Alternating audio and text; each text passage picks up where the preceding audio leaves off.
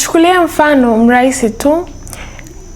Kwa mfano labda tupo kwenye majira ya mvua na wewe una uhitaji wa kupanda pikipiki ili uweze kwenda sehemu fulani. Ukakuta pikipiki za aina mbili. Pikipiki ya kwanza haina mwamvuli na pikipiki ya pili ina mwamvuli.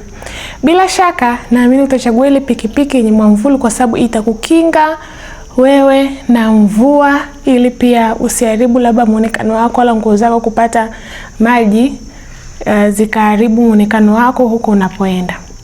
Kwa hiyo bila shaka naamini utachagua hiyo pikipiki yenye mwamvuli. Kwa sababu gani?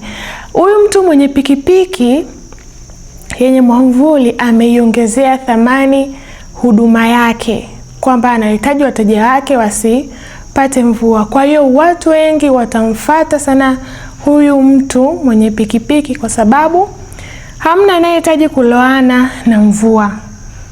Umeona? Kwa hiyo ndio hivi jinsi ilivyo kwenye maisha ya kawaida. Thamani yako ukijiongezea thamani, unakuwa na soko kubwa zaidi kuliko washindani wako. Tuchukulie mfano unaenda kuombea kazi ya marketing, mambo ya uuzaji, marketing and sales. Inategemea labda nafasi walizotangaza ni nyingi. Walizotangaza inahitaji labda mtu mmoja au watu wawili.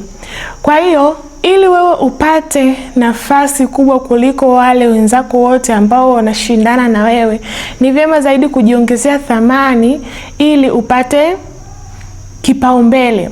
Na kujiongezea huko thamani inawezekana labda pia unajua namna kufanya content creation, unajua kutangaza biashara kupitia kamera, ni mwenyewe unaonekana kwenye kamera bila kuogopa. Kwa hiyo unakuta sasa ile thamani ambayo umejiongezea inakupa alama juu zaidi kuliko wale watu wengine. Ndio hivyo jinsi maisha yalivyo. Kwa hiyo usisahau kujiongezea thamani kwenye chochote kile ambacho unakifanya ili uendelee kupata soko kubwa zaidi. Kwa ushauri mbalimbali juu ya masuala ya fedha, unatamani kuanzisha huduma yako na hujui namna ya kuanzisha, usisite kunitafuta. Fanya booking yako mapema kupitia namba zinazopita hapo chini, na niko tayari kukuhudumia na kukusaidia ili uweze kufikia malengo yako. Karibu sana.